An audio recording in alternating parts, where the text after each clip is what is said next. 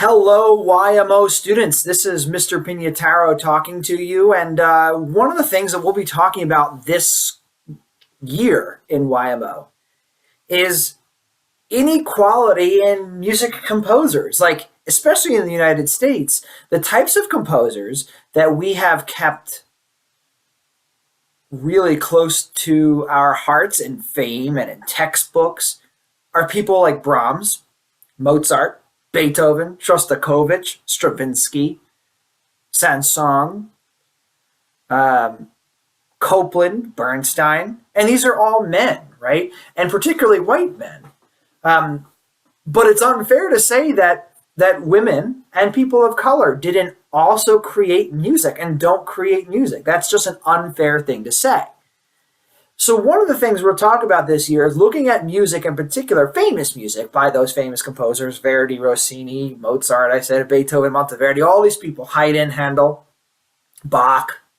But we'll also be talking about music and people that we have not really known as well. If we look at the history of America and music in the United States, really, it comes down to the voice and singing. We can look at singing, we can track singing in the US to see exactly how people in our country have been treated. Once we understand this, some of the music we're going to talk about and perform later in this season will make a lot more sense.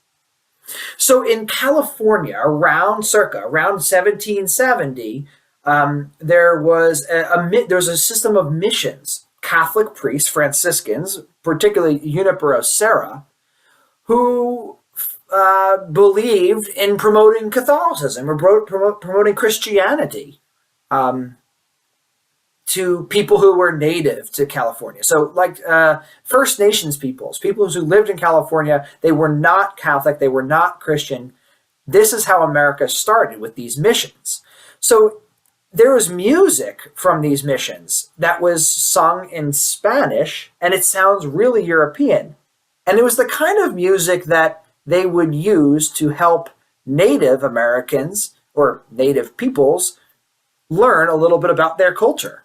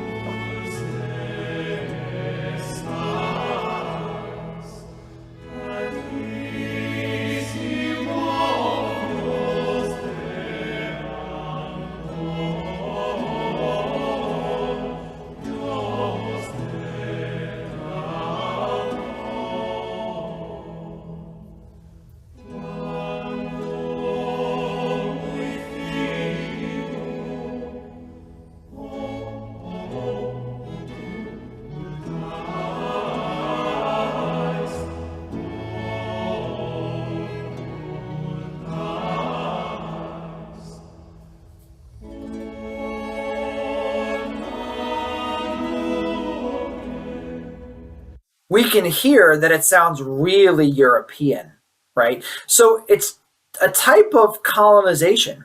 It's this understanding that Europeans, Spanish Europeans, believe that they should transfer their thoughts to people who were living in what is now North America, what is now the United States. So this type of music was used to help develop those ideas.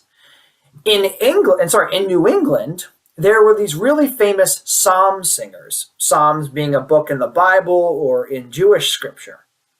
And they were designed to let regular people who could not read music, they were designed to let regular people learn how to sing. You'll hear that the sound is not as beautiful as the European sound, but it was music that was helping Americans connect to Christianity, which is what Americans tried to found when the revolution was happening.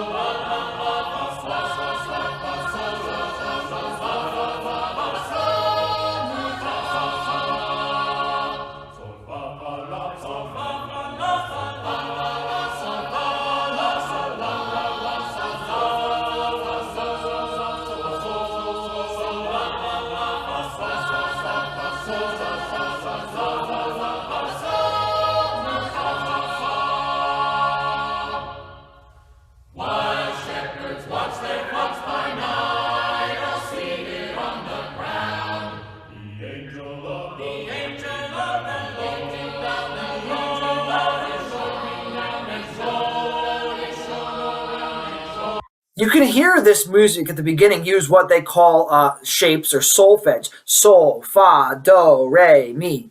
They were designed to teach people how to sing and how to read notes who couldn't read or couldn't read notes, period. So it was a way to get a lot of people singing, and it was a way to transmit the message of Christianity. So Christianity and its messaging was what people wanted to have happen when we were starting America. This becomes even cooler. Nowadays, you can go to these really awesome sessions where they do these shape note songs, and you can see how these people gathered and they sat in soprano and alto, tenor, bass. It was not beautiful music where like all the voice leading and all the notes were super connected like it is in Bach's music and like it was in that music of the missions, the Spanish European music. It was clearly easy to sing and it wasn't that smooth. It looks fun though, and this is again how music was used in the beginning of the country to promote Christianity. Here's an example of a modern performance.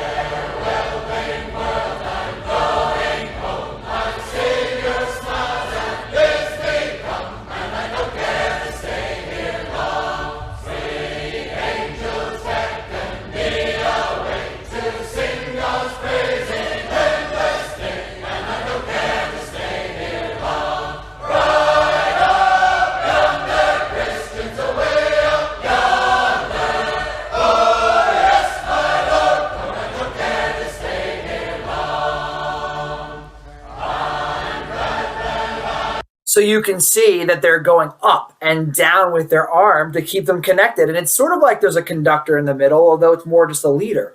This was a way, again, to have lots of people who didn't have music training learn Christianity.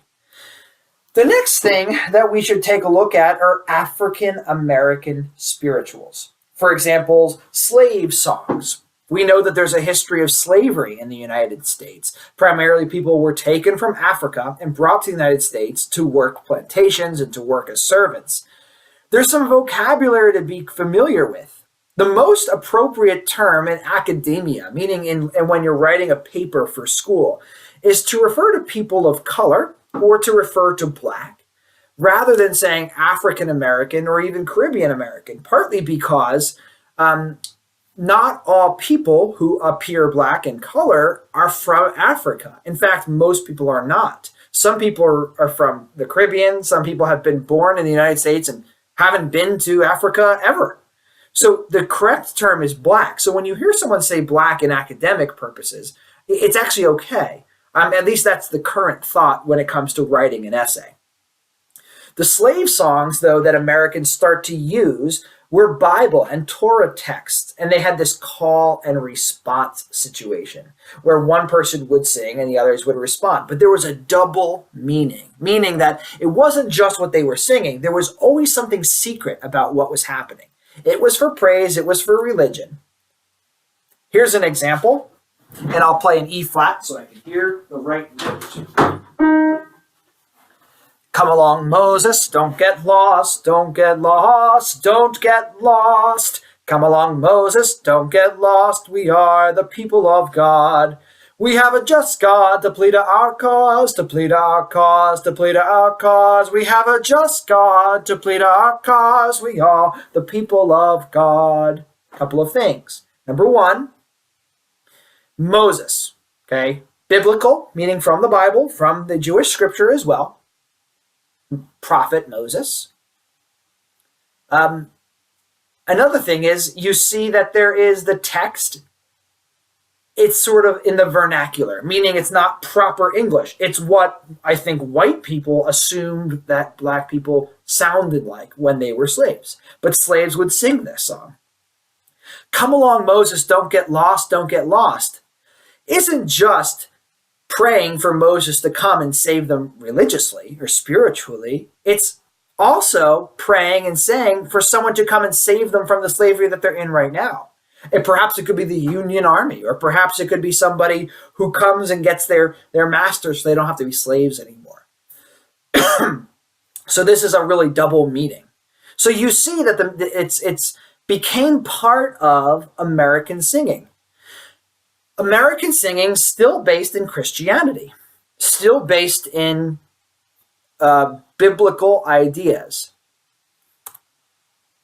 What became really perverted and what became really sad was this whole thing called blackface minstrelsy. And blackface minstrelsy was really popular, believe it or not, around just before the Civil War and through after the Civil War. So we're talking like 1830s, it really got going. It was popular in the northern states in particular. So states that did not have black people as slaves or people as color as slaves. So white people who were in small groups, they were traveling musicians, like 5 people, 6 people.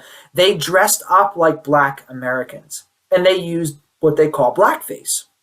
What they would do is they would have a corn husk and they would burn that so it was like dusty and charry and black, and they would rub it on their face so it looked like paint. They would wear silly clothes and they would act silly to show stereotypes. By the way, a stereotype is like a widely accepted view, an unchanging view of something that's oversimplified. Some stereotypes were of that people of color or black people were not smart. Another stereotype was that they loved singing or that they loved to drum.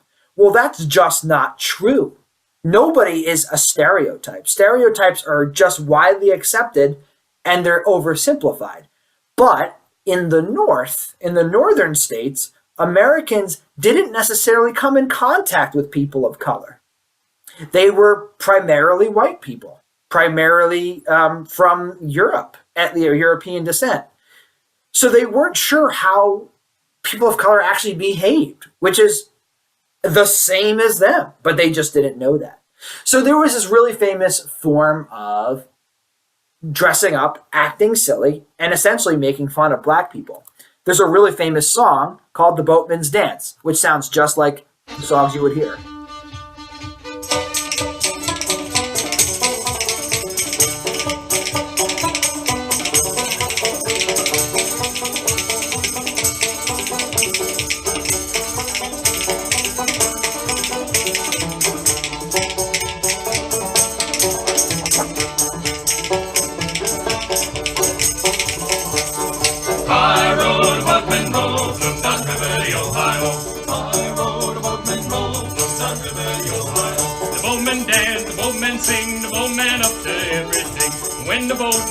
On show, he spends his cash in a roof on board and dance, boatman dance, oh dance, boatman dance, dance all night till broad daylight and go home with the gals in the morning. In the picture in the YouTube video, you can actually see some of the instruments that they would play. There's the one guy on the left playing the bones. There's some banjos, there's an accordion, there's a tambourine, and this comes from the stereotypes. Again, white people in America at this time really didn't have interaction with anyone besides other white people. So it wasn't as diverse. And so it made people realize that, or not realize that people were all the same no matter who they are. There was the stereotype that in Africa, people used banjos. People used bones of animals that they clicked together and they danced, and it was very rhythmic. And that might be true. People might use drums in Africa, but they also use drums everywhere else in the world. Still, it's a stereotype. It was a widely accepted view. There's a very famous song that you may have heard of that comes from this tradition too.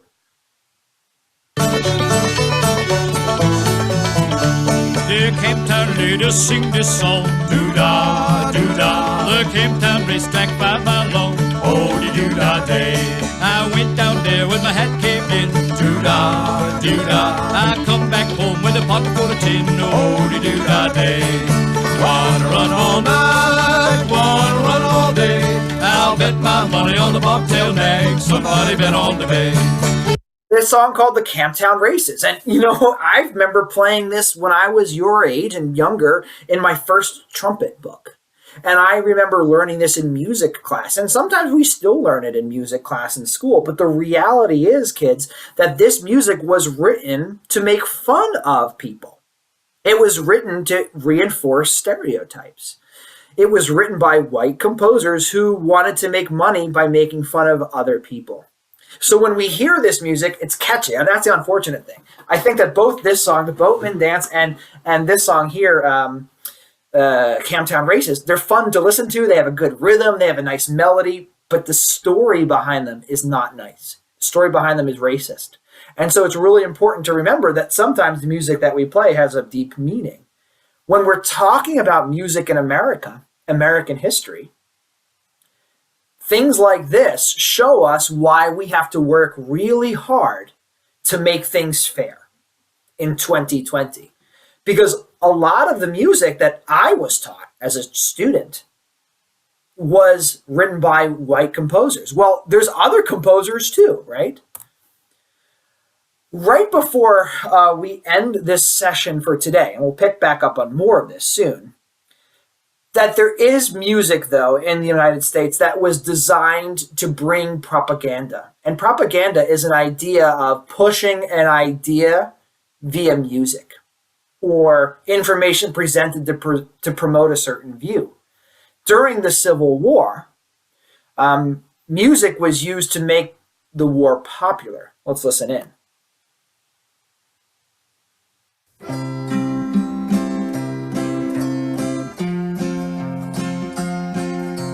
Just before the battle, mother,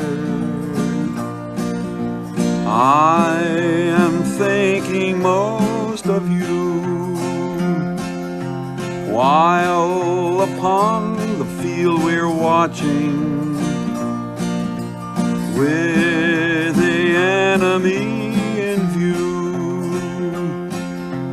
Comrades brave around me lying, filled with thoughts of home and God. For well they know that on the morrow some will sleep beneath the sod. So this music has a sad sound, right? It has a sad sound, and it was designed to get people to think about the poor men, the poor boys who were out fighting the war. To support the cause for the Union. So as we get to this part, which is the Civil War, it kind of feels like a turning point in the United States. It kind of feels like finally, for the first time, there were laws that banned slavery. And there was the thought that African American, Black people, people of color, whoever they were finally going to get the rights that they deserved. And theoretically, we should be hearing music from composers of color. But somehow that doesn't quite happen. After the Civil War in the United States, people of color were treated poorly still. They were no longer technically slaves, but they were given jobs that paid very little. They were attacked, generally speaking, and again, generally speaking, weren't treated as equals. So it's not surprising that the music that we heard so far really doesn't represent people of color. So we ask ourselves this question: how come a lot of the orchestra music that we play or that we find is from composers like Brahms and Verdi and Monteverdi and Rossini and Tchaikovsky and Borodin, and you can name 1,000 composers, and chances are they're probably men, and they're probably dead because they're old. In America, the first 100 years of our history was this kind of stuff. It was missions, Spanish sort of colonizing, the West. It was music that promoted the Bible singing and Torah singing, primarily Bible verses, so that Christianity could spread. And don't forget, Christianity in Europe was like a very, very, very fancy thing. Then there was blackface minstrelsy, in which people were directly making fun of others, particularly people of color. And then we get to the Civil War, where all the music, or a lot of the music, was focused on promoting the effort of the war, making it popular. So we'll leave it here for today. And in 2 weeks, when we have class again, or when we have these breakouts, these groups again, we'll continue with the next part of American history. And what we'll start to see is that slowly but surely, people of color and female composers, women composers, start in America to get more opportunities to write. but very sadly, not enough. Students, enjoy this period of music. Practice your instruments well. I will see you either via Zoom in just a moment, or maybe I just saw you, or you'll be practicing on your own. Have a great week, everybody. We'll pick back up with this next time. Bye-bye.